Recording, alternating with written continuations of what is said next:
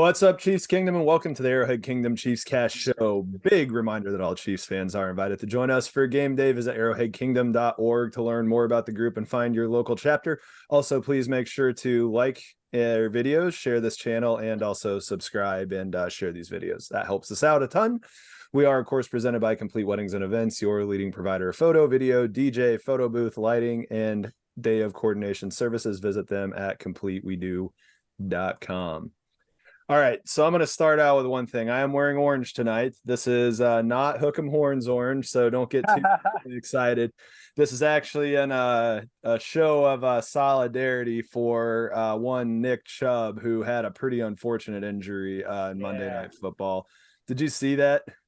Oh, that was horrible. I felt so terrible for the guy because it looked every bit of career ending.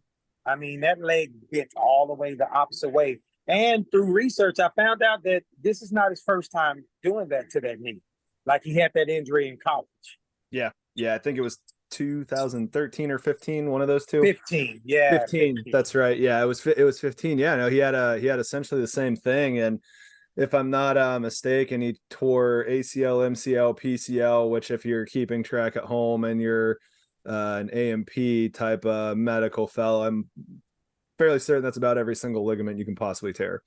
And when you do that, somebody who's torn an ACL, I don't know of one of those injuries where you don't damage cartilage. And the fact that he's done two of those and playing football kind of damages cartilage. I unfortunately agree with you that there's better than a small likelihood that we've seen the last of Nick Chubb on an NFL field, which is unfortunate because all accounts seem like he's just a good dude who has a big heart and sticks to business, which, how can you not root for somebody like that? Just a truly unfortunate situation. I actually have a friend from Cleveland who, big Browns fan, and he was pretty torn up today.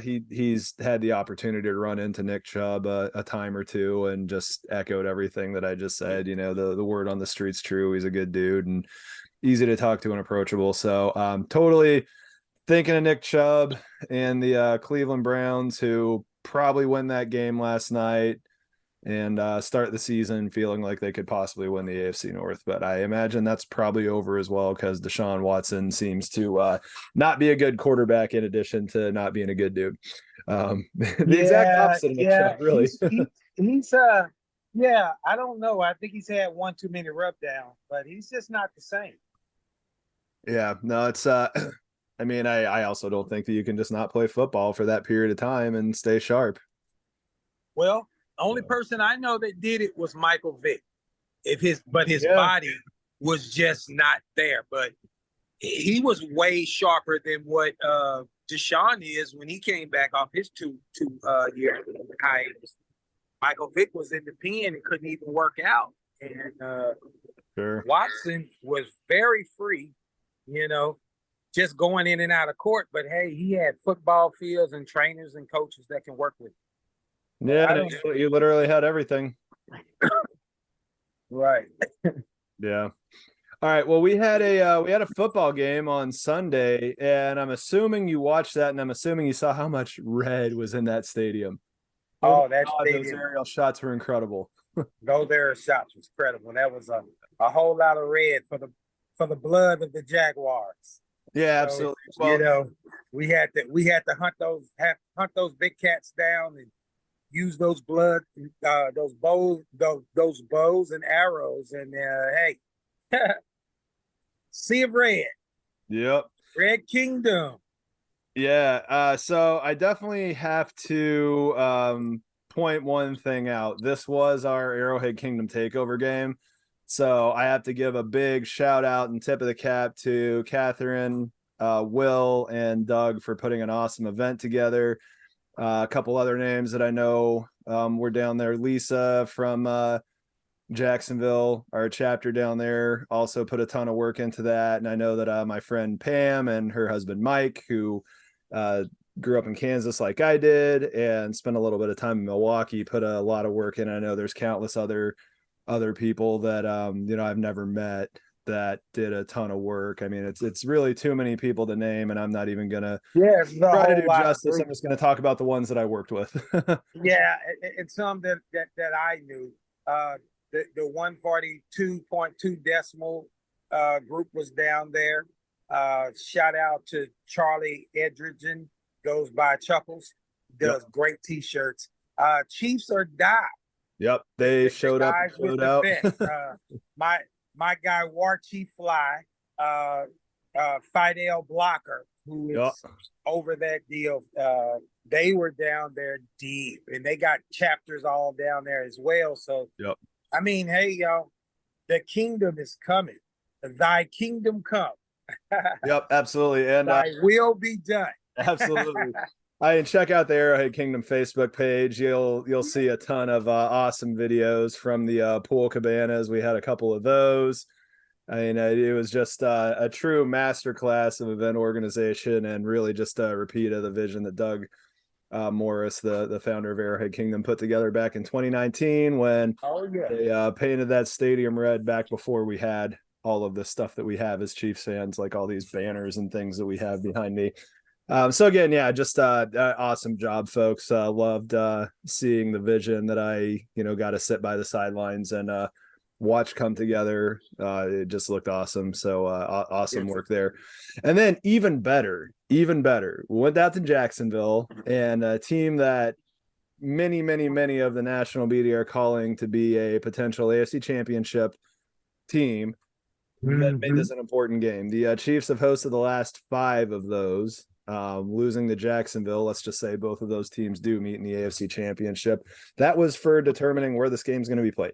So as of right now, the cards are in Kansas City's hands. They need to win some games, but outside of beating a team that was supposed to have a great offense and supposed to be our true match, what were your thoughts about that game? What jumped out to you? The thoughts about that game is, hallelujah, Chris Jones, Stone Cold Jones is back. He played amazing for a person that's missed all of the training camp, all of preseason, and week 1.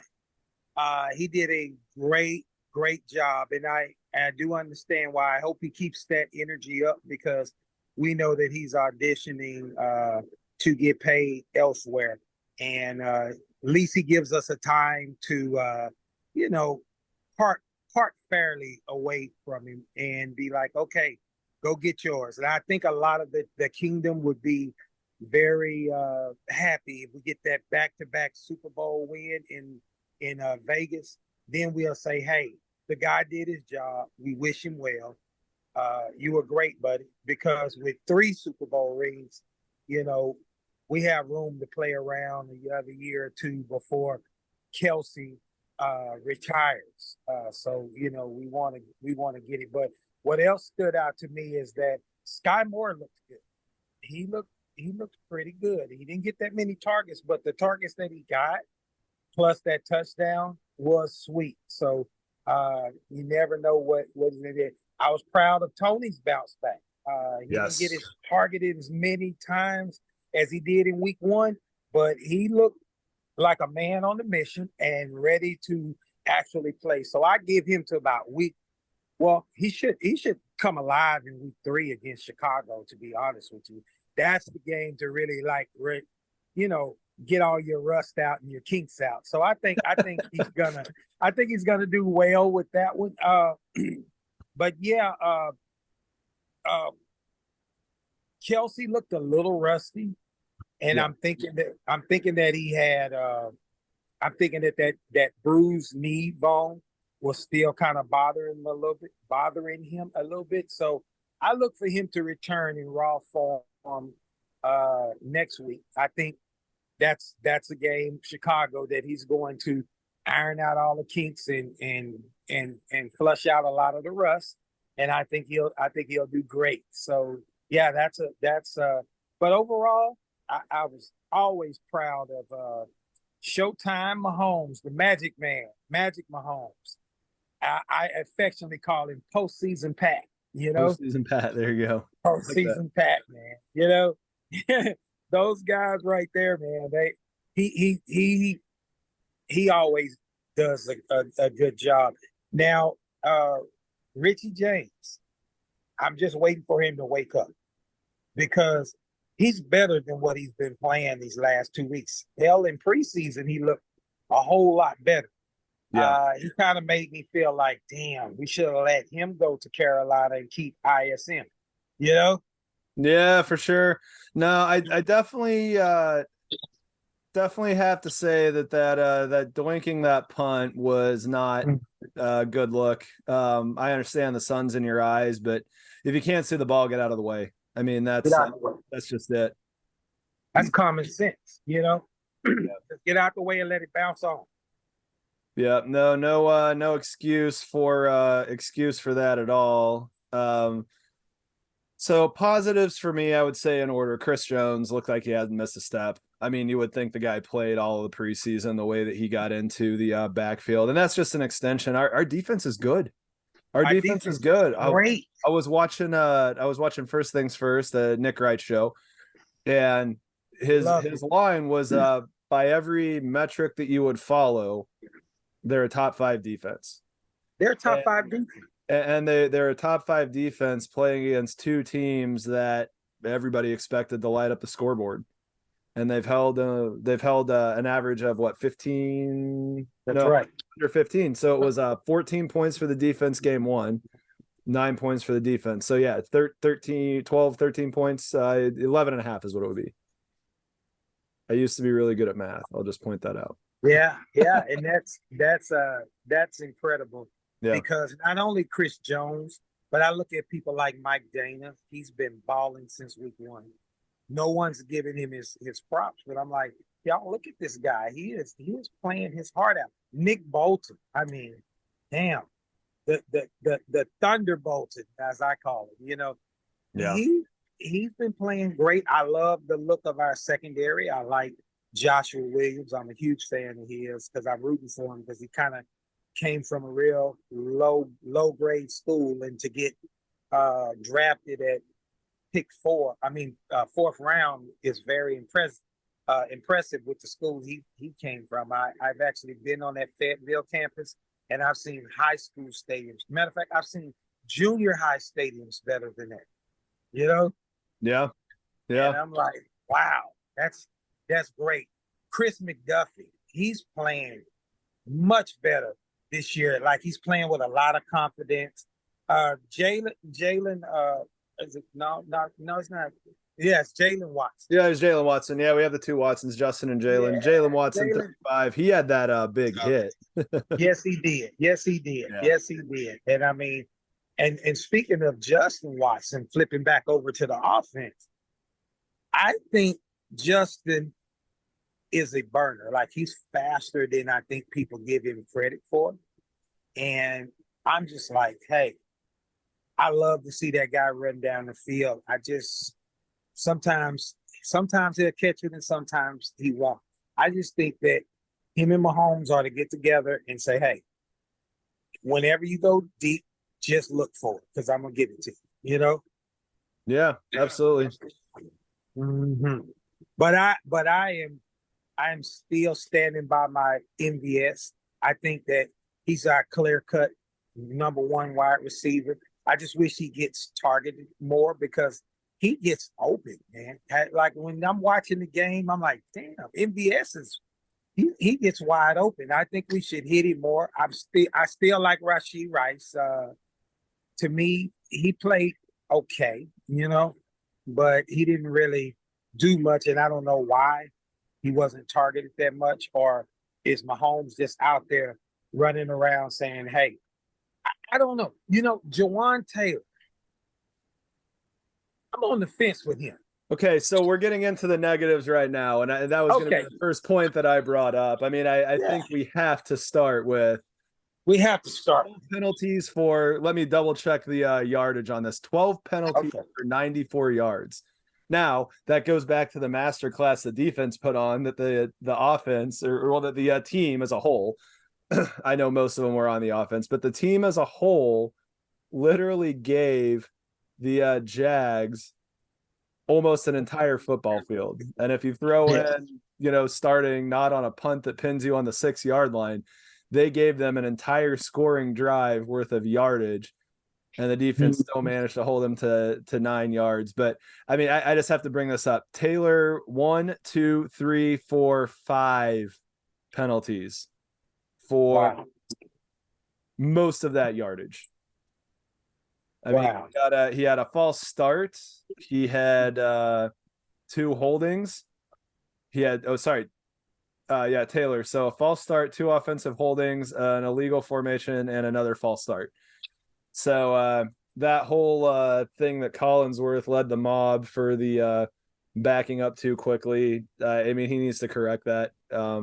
We can sit there and point out that the Eagles right tackle does that all the time. We can point out whatever we want to. It's the reality is the NFL refs are looking for it. They've made it clear they're looking for it, and the holding stuff has to go. Now, I did see a stat earlier today. He didn't allow a single pressure, so I guess there's that. Exactly. Yeah. I don't know. I like his athleticism. I think he moves well. I think he moves better than Orlando Brown, but I don't think he's as strong as Brown. Or I don't think I never was high on Orlando Brown, but I think Orlando, when he was on, he was on. And when he was taking off plays, it was like, oh God. And right now he's been very off in Cincinnati. I could just see the frustration on Joe Burrow's face. He's just looking at him like, bruh, dang, you were supposed to be the answer. You're supposed to keep me off the turf, not put me on it. He's like, I'm out here playing. I got a hyperextended knee, and you're gonna get me put out for the rest of the season. Yeah. I mean, additionally, the Chiefs lost the turnover battle 3-1. We had 2 lost fumbles and that Mahomes interception. By the way, that was an incredible play from that defender. Yes, I mean, Mahomes was somewhere between 6 and 12 inches of higher elevation at that point from completing a long ball to Justin Watson. But I mean, that I can't remember who that was. I should look this up here real quick. I've got the box score in front of me. That interception from Andre Sisco, that was a brilliant interception. I mean, that was a hats off play. But I mean, again, just I can't go back to the defense enough. I mean, losing the turnover battle 3-1, having 94 yards of the deficit by the penalties to deal with. I mean, the defense just did a great job. Another negative I think that we have to throw out, the offense just looks out of sync.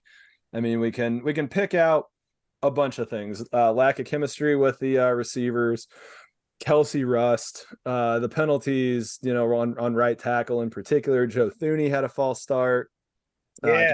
Just not sharp, not sharp at all. And on top of that, we're not calling any running plays, so there's no balance in the offense. But I'm going to go back to what Nick Wright said. If we're saying that the biggest problem this team has is related to throwing the football, got to feel pretty good about that. Got to feel pretty good about that. Yeah. The play calling, that feels like we're playing out of sync because we're a little slow. I don't know. I don't think Matt Nagy I don't know. I mean, I know that he used to be our play caller when we had Alex Smith, but we're quicker than that now. And so I think that Reed should basically take over and just tell Nagy, call in the plays. I want you to whatever I tell you, you do it. I don't, because Reed doesn't need the credit at this time. But so I'm looking for Reed to say, hey, I'm going to give you the plays like I gave Eric Bieniemy.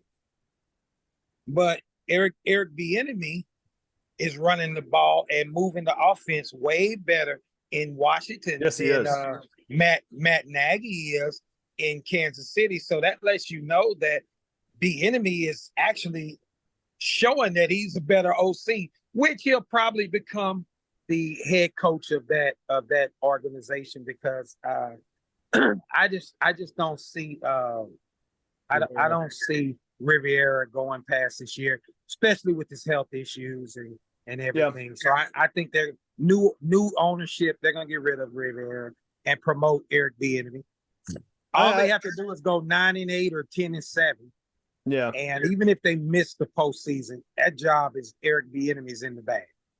I mean, regardless where Eric Bieniemy's a head coach, he should be already by now. I mean, it's just I don't know what that guy possibly needs to show everybody. And it's downright criminal because I put him on the same level with Doug Peterson. I feel like Doug was a hell of an offensive coordinator. Yeah. And then when he went and got the job, because he started off as an OC under Reed. He's always coached under Reed until he got that head job back at Philadelphia. And his second season, he won the Super Bowl, beat the great Brady with Nick Foles, So that right there is awesome. That shows you. And then look at what he's doing with the culture. Took a year off. Look at what he's doing down there in Jacksonville. Now, Sean Payton took a year off, and he just can't seem to get a break. But instantly, Doug Peterson came in, and I mean, that team does look like a deep postseason run. Them and Miami. I'm like, we're going to play one of those Florida teams in the AFC. I just don't know who. But my gut feeling is telling me it's going to either be Jacksonville or Miami, especially if Tua can stay healthy. Okay. If Tua stays healthy all season, I'm going to say Miami over the edge of Jacksonville. Sure. Okay, so a couple things. I mean, one thing to keep in mind with Doug Peterson and both of his stops for head coach, he inherited a good quarterback. Now Carson Wentz quit being a good quarterback, but he inherited a good quarterback. And in Jacksonville, he definitely inherited a good quarterback. Sean Payton is not inheriting a good quarterback. Was that just me taking a dig at the Denver Broncos? I don't know. It might have been, but I just wanted to point that out. I don't know. I'm loving watching the Broncos do their thing, though. Seattle Russell Wilson was dangerous Wilson. He was, off of his Seattle record alone is enough to get him elected into the Hall one day. I don't know, but as long as he stays in Denver, he's killing his career. Like he's killing it. All right, you got one Super Bowl, great. You've been to 2 back-to-back Super Bowls, but you lost the second. Okay. Fine, you never went again. But, I just don't know. I'm thinking that Sean Payton, I wouldn't be surprised if he benches Russ Wilson before week 8. If it keeps looking like this, I'm looking for him to pull him in week 4 and go with Jarrett Stidham. Stidham is who behind him. Yeah. I mean, at this point, I'd be more surprised if Wilson doesn't get benched by the midpoint of the season. Yeah. Wilson, and I agree with you, Josh. And it's not taking a dig at the Donkeys. Oh, did I take a dig? Oh. It's not taking a dig at the Donkeys. But I tell you that you're right. Russ Wilson at 35, he'll be 36 in November the 29th. I think his days are coming to a close. Some quarterbacks can play well into their 40s, like Tom Brady and Warren Moon, but very few quarterbacks make it past 40 to the point to where I don't even think Aaron Rodgers is going to come back, even though he says I will rise again and all this stuff. Great, but I don't see it. I think that his injury is very serious at his age. He'll be 40 on December the 2nd. And so I'm like, you're coming back off of that 40 to 41. I think he'll get hurt again. I think he's going to try. I think he's going to try to come back. Yeah. But I mean, and he might last a few games, but I just can't see him lasting a whole season. But let's say he does. And not behind that line. And he battles us in the AFC Championship. Lord forbid if he beats us. I don't think he can. But if he beats us, then they'll start talking like he's the greatest thing since Brady, and they'll try to take the shine from Mahomes. Yeah, I mean, Mahomes is the greatest people that have done that Brady. forever. Yeah. So I don't know, but for Russell Wilson, 36 man, you had a great 10 years at Seattle. Ride off in the sunset with that. You have the celebrity wife, you have all the children. and you look like you want to do something on TV. So I Yeah. think he should pursue his dreams. He's a good looking guy. He speaks well. Why not? You got a celebrity wife. You're in that celebrity circle. So I'm sure. I mean, I look for him to be sitting next to Michael Strahan on Good Morning America or something. You know? Yeah, there you go. And I mean, I'm with you. I don't dislike Russell Wilson outside of the fact that he's a quarterback for the Denver Broncos. Uh, but this definitely feels like somebody who's taking their eye off the ball, and Near. football hasn't been the priority enough. Just based on he suddenly can't make reads, he can't find open players. I don't know. It's bizarre watching it, but it doesn't look like it's his body failing him necessarily. It looks like it's his mind. That's what I Yeah, think too. but it definitely makes Pete Carroll and the Seahawks look smart. They look smart because they're winning with Geno freaking Smith. Yeah. How many of us wrote Geno off years ago? Oh, good backup. I did. I was like, yeah, he'll be a backup. You know, and now hell, Geno's got that contract. Geno is looking great. And I'm like, wow. I mean, I'd argue the entire league did, including Seattle, until he came in and took that job. Yeah. And made that team more than they were supposed to be last year. So yeah. All right. So any more thoughts on week 2 before we put that one in the books and move on to week 3? No thoughts. I've just been looking at the NFC, thinking, who are we going to play in Vegas Super Bowl 58? Is it going to be the Niners or is it going to be the Cowboys? The Philadelphia Eagles, they look like they have a Super Bowl hangover. And it's because they don't have those same coaches. They have the same talent, but I don't know about these new coaches. And I do think Philadelphia will make it to the postseason, but I think they're going to be one and done. And that's my wrap on the week 2. Yeah. Okay. So fair enough. I'm just gonna throw one dark horse. I'm not ready to sleep on the Rams at this point. They seem like they're grabbing some attention, but there is one NFC division, since you brought that up, that I do want to mention. If you had to pick today, who do you think wins the NFC South?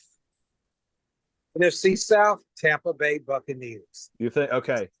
Yeah. I think they're sleeping on them. I know all the attention is on the Saints, but it's going to come down between the Saints and the Buccaneers but do not sleep on Atlanta. Atlanta is playing good. Yeah, no, it's going to be interesting. They definitely put the Packers on the back leg. I would say I'm still leaning the Saints at this point, but I wouldn't be surprised if Tampa ends up taking that division. But I'm kind of with you. I mean, the Cowboys and the Niners look like a class above everyone else. They do. I mean, they even look a class above the AFC. Philadelphia, and Philadelphia the AFC went all the way last year. But following that team and that pattern, they're like they rise all the way like every 4 years. Like 4 years ago, in 2018, at the 2018 season, 2019 Super Bowl, they won, and then they got back there 4 years later and lost. So if they keep that same pattern, we won't see them until 27, the 27 football season. Be like, oh wow, the Eagles are on top of it. Will Jalen finally get a Super Bowl? You know? All right. Now everybody in Philly hates us even more than they did before. Oh, they hate us. They hate us. Absolutely. And that's crazy because I love it. I tell a lot of Philly Eagle fans, because growing up, I used to root for the Eagles way before I became a Chiefs fan, because I loved Randall Cunningham and Rodney Peete. And Rodney Peete was roommates with my cousin Aaron Emanuel at USC. Yeah. So I was kind of like, oh yeah. And then I like McNabb. We share the same birthday, November the 25th. I'm a year older than him.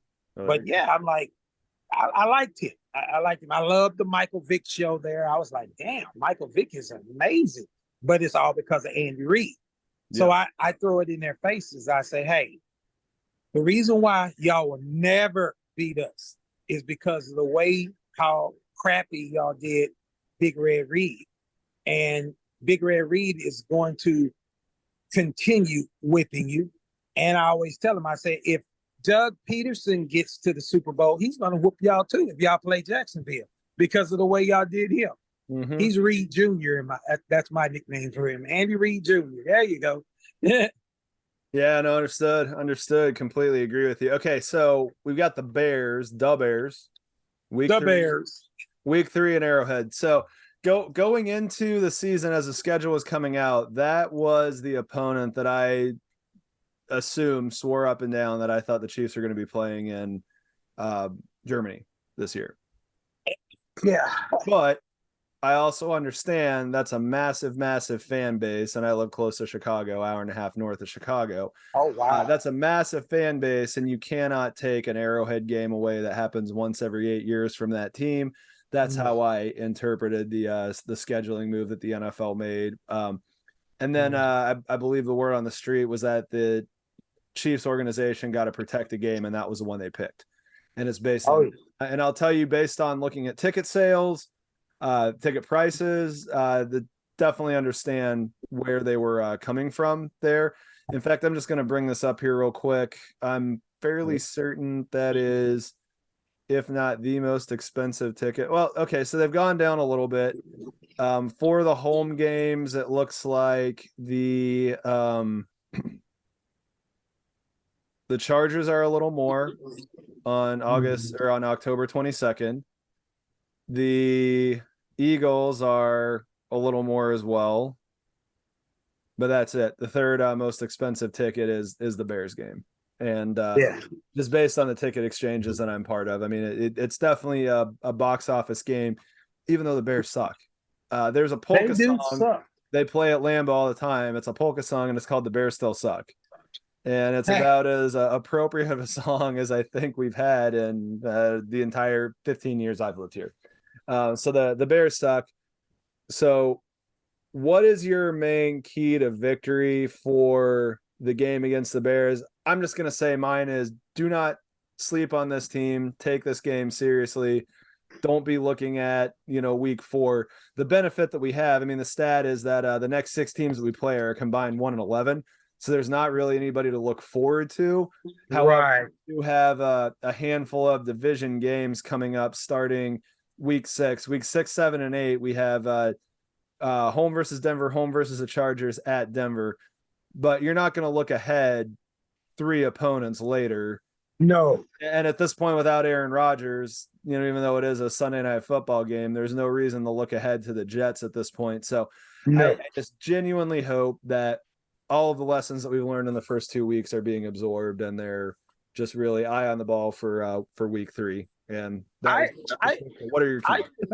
I think, Josh, that we're going to blow them out. I think we're going to see a lot of our I think we're going to see our offense finally click. I wouldn't be surprised if this game was 40-10. It wouldn't shock me.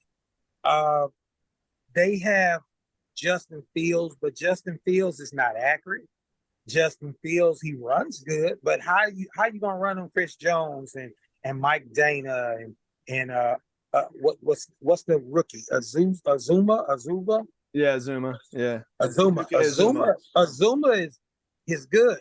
Or are you gonna run on George Karlaftis? Yep. They're gonna beat him into the ground. And if you get past those guys, you're not getting past Willie Gay, you're not getting past Tranquil, and you're not getting past the man, the Lightning Bolton. Nick Bolton. That's right. So you're not gonna get past them. They're gonna kill him. So yeah, I look for Patrick Mahomes to throw 400 and something yards. I don't look for him to have an interception. I look for him to have like 4 touchdowns, and he's going to look like Patrick Mahomes from last season. Okay, so 40-10 is what you're going with. All three of us picked them to win early. I'm staying with the same thing. I'm going to go with a repeat of the Packers Bears game. I'm going to go 38-20 for whatever reason, I just feel like the Bears are going to put up more points than we think they should. And it's probably going to be junk time, prevent defense type of stuff, because that's really what that game against Green Bay was. But I can see them putting up some numbers and making, some talking heads question what our defense actually is on Monday. So I'm going to go with 38-20. And the Bears are 12 and a half point dogs, I believe. Let me check and make sure that's still, yeah, seriously. Well, let me check and make sure that's still the line. Double check that here real quick. Yeah, 12 and a half. So I'm going to go ahead and answer for Brian, who's not here, and say they're going to win by 13. So Brian's going to go with we'll say he's going 33-20. So I'll put those words in his mouth right now. Yeah. That seems like Brian. That sounds like something that he would do. That sounds like something he would do. So, but yeah, I definitely think they're gonna win, handily. But this definitely has to be a professional approach. Go in there, take care of business, and don't let this vastly inferior team get one over on you. And if that's a trap game plus, that would be horrible. I can see the talking heads like thrashing us all week. Exactly. And I don't think that's going to be it. Exactly. I mean, let's just assume that Aaron Rodgers is still playing for the Jets and that week 4 looming. This would have trap game written all over it. Yes. But, I think the Chiefs are going to come out motivated. They look more motivated in week 2 than they did week 1. They looked a little sharper on offense than they did in week 1 when they played in week 2. So if we take the logical next step, and the Bears have gotten worse each of the 2 weeks they've played, we might be getting into this completely stoppable force, going up against or I guess we're going to have the excellent force going up against the completely movable object. That's the right way to put that. That's it. And that's the crazy thing. I've seen these Chicago Bears fans online burning Justin Fields' jersey. I know his contract is covering him to 2025. Yeah. Do you think he makes it that long? I don't think so. I mean, I have family in Chicago. I have former coworkers, still friends that are Bears fans, and in a situation where the Bears aren't completely and obviously horrible, I really do believe that I'm getting some guff and some smack talk, and I haven't heard a peep, like not a peep. And even at the beginning of the season, when the Chris Jones holdout thing was happening, the coworker Bear fan, my buddy James, was sending a text to a group of us that used to work together. We play fantasy baseball and football. He's like, "Oh, this Chris Jones situation, I think he looked great in Bears orange and blue." And my response back was, "I think that your 2 first-round picks that are going to be in the top 5 would look pretty awesome in Brett Veach's draft room." And he didn't argue with me because his draft would be awesome. And he didn't argue with me. And his response was, "It seems like the Bears are in a wait and see mode with Justin Fields, and they're letting this year determine what they want to do with him." And that right there told me everything that I needed to know. I mean, this guy is Chicago sports. He's Bulls ride or die, Blackhawks ride or die. He's a White Sox fan because apparently he didn't take his medicine growing up, even though he grew up in the northwest suburbs. And then he's he's always optimistic about his teams, but he's also, realistic. You usually have to pry the realistic out of him a little bit, but he didn't even hide it on this one. I mean, I don't think there's really any faith in the Bears. I played golf with a couple of my uncles and my cousin last week, and they didn't have anything good to say about the Bears. I think it was their offensive line, Justin Fields, their defense, their coaching. I think that was the order that they complained about everything, but the Bears are not a good team. There's zero hope from the zero hope. And like you've always so eloquently put it, every 2 years they scrap it and go a whole nother route. Yeah. And I wouldn't be surprised that and when you said that, that started ringing in my mind. I was like, I'm looking for Atlanta or Dallas to take the prime show, but I'm like, it's wide open for the prime show in 2025 for him to go to Chicago because he can have his way and do what he wants there. Yeah. And get all the players that he needs because the ownership is so desperate. They don't have, I mean, they have tons of money and tons of cap space. He could just start going and using the free agency and the draft like a transfer party, you know? Well, and that's it. I mean, the Bears love to swing big. They love to swing big. They're in Chicago. They're in a massive market. That city loves to win. It's a great city. I love Chicago. I've gone on the record multiple times. I truly believe Chicago is the greatest big city in the U.S. I would have Love to agree Chicago. with you. I used to go down there and visit a lot, have family there. I love Giordano's pizza and all of that. Yeah. I love Chicago. Chicago is a music city, especially for R&B and soul. Ever go to the Kingston Mines? Yeah, those people are great, man. Like their music, you know. And I've been out there during the St. Patrick's Day fest, and they turn that river all green. I think that is so cool. Yeah.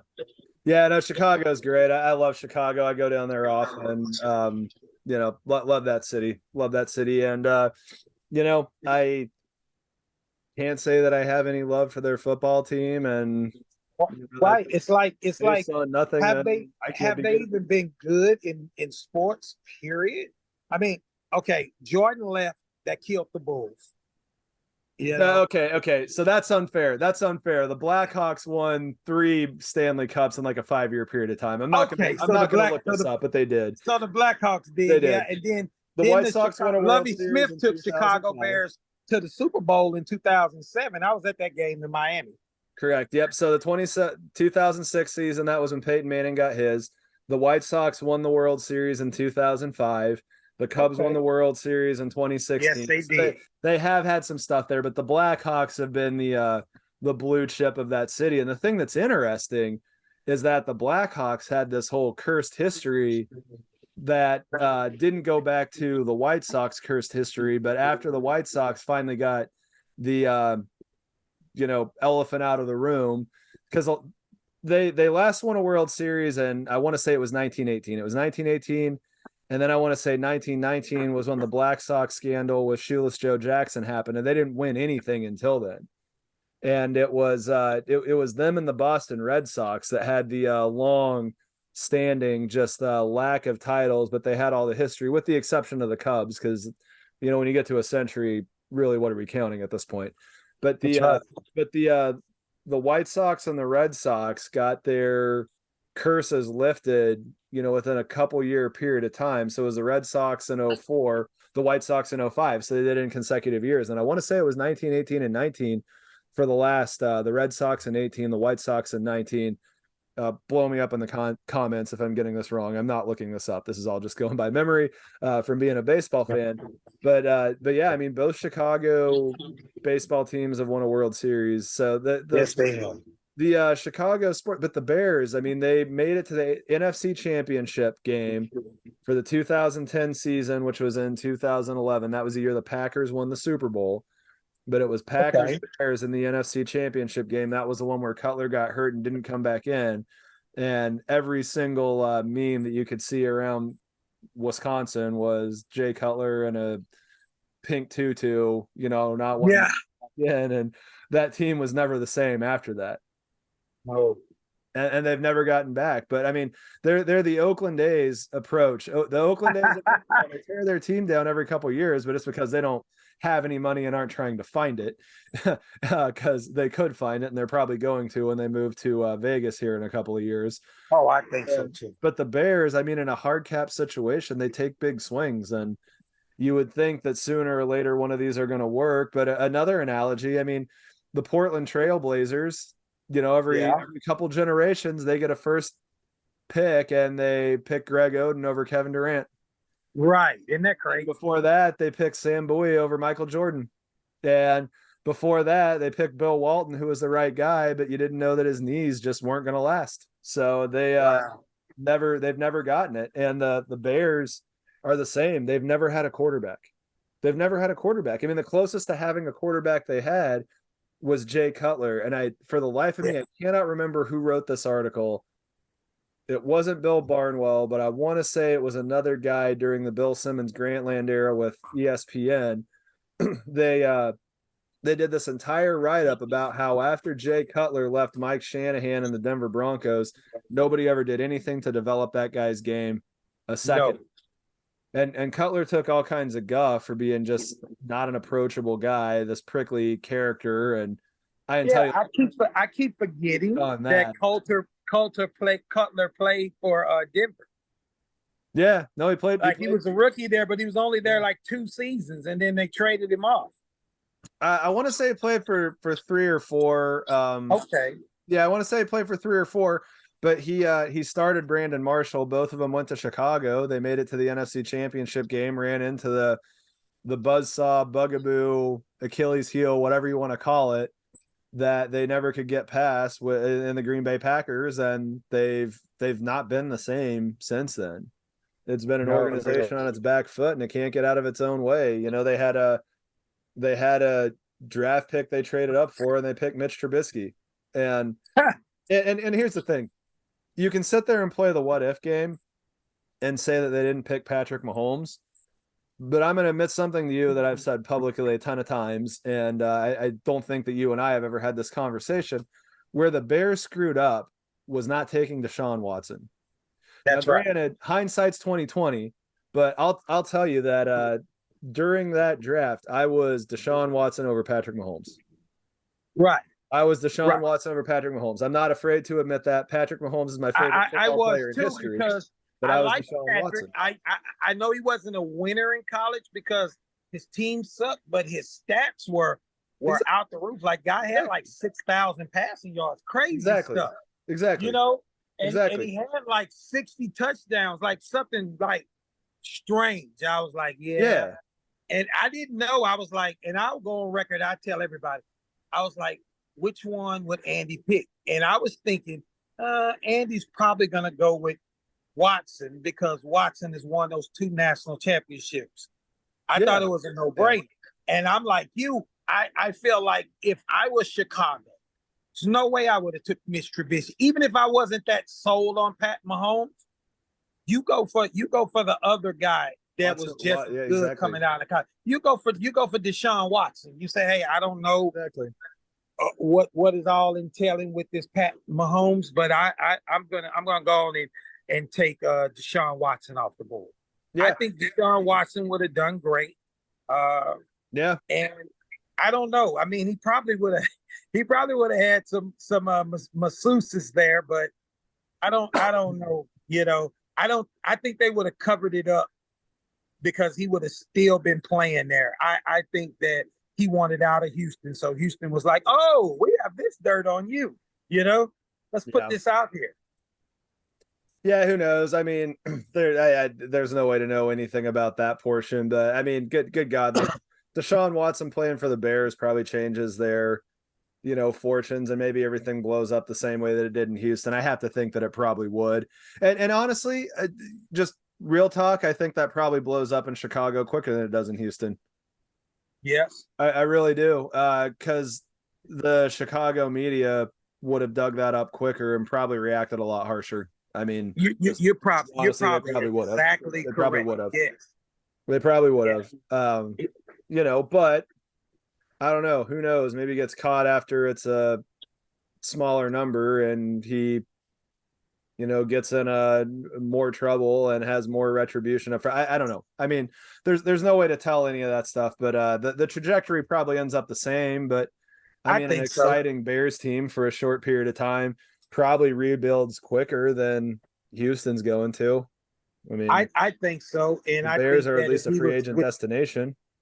Yeah, I think that if he was with the Bears, being on the NFC side, he probably would have been in the NFC Championship. Who knows? He probably would have played us in the first Super Bowl.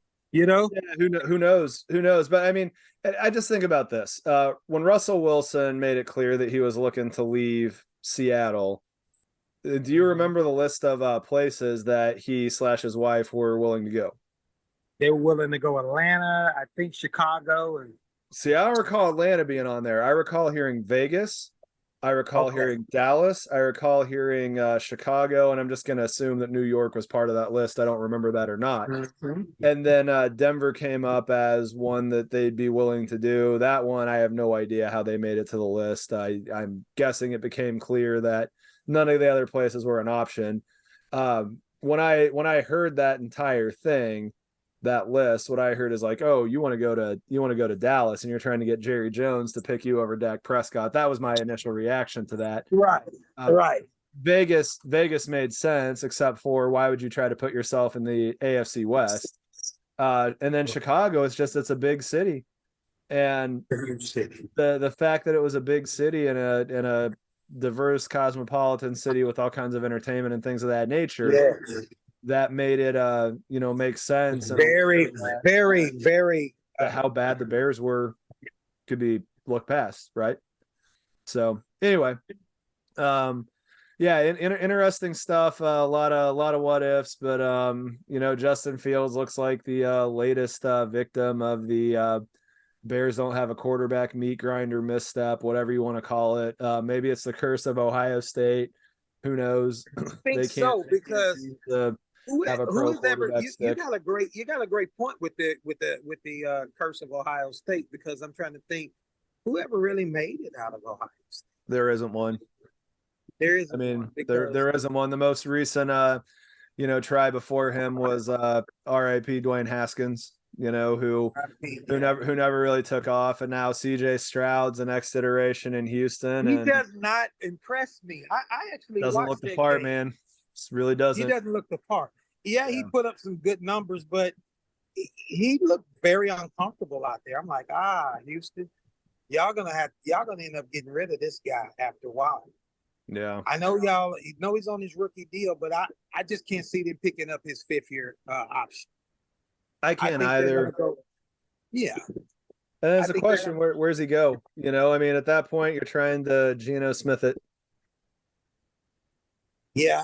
That's So, probably what's gonna happen. He's gonna be journeyman QB2 bouncing around the league. yeah. I don't know. I thought the closest thing that could Geno Smith it is Baker Mayfield and Jameis Winston. If Jameis didn't get hurt and could last 17 seasons, I could see him really revamping, because that guy got a hell of an arm. Now, he's not the most accurate, but his arm is just as big as Mahomes and Allen. And I mean, this guy can straight up chunk it. I mean, the best stat that if you're just trying to have fun that I can recall in my football watching life is that 30-30 season. Yeah. If you're talking about 30, if you're talking about baseball, that's that's every award you can possibly get. 30 steals, 30 homers, but 30 touchdown passes, 30 interceptions. I mean, that's just bizarre. That's very bizarre. And he had like 5,000 and something yards. Well, exactly. So he's a name that keeps coming up with the New York Jets, because sooner or later they're going to sour on Zach Wilson if they want to have. They have to. The guy's a first round bust, and yeah, I really was rooting for him after Rodgers fell down. I was like, okay, Zach, if it's ever been a time for you to prove yourself, it's now. Yep. And yep. I don't think so. I think they're just stuck with him another 2 years. Him and Fields, they were drafted in the 2021 draft. So far, Sunshine Lawrence is miles ahead of those guys, Yeah. Well, no, Winston was drafted with Marcus Mariota. Winston, yes. Him and Marcus were the only two taken in the. Yeah, Zach Wilson was Trevor Lawrence. Yeah, you're right. Yeah, he was with Trevor Lawrence, Mac Jones. Yep. So Mac Jones I would take him at this point over Fields and Zach Wilson. But Zach Wilson is completely horrible. Like, he's Josh Rosen to me. Yeah. Yeah. He's Josh. There's a throwback right there. All right. Anything else for the key to the victory before we get into the final takes? No, not at all. All right. So do you have a final take? Because I have an interesting one that I want to get your take on. Okay. Final take. college football has been taken out. I think that uh, the Texas Longhorns look good. The newfound Colorado Buffs look good, but I think that Prime might meet his first loss against Oregon Ducks, because that team, Bo Nix and all of them, those guys, they look dangerous. They look dangerous. But this week, final takes, I look for Arrowhead to be rocky, and just sucks that we got to do it against the Bears. Yeah, sucks for them.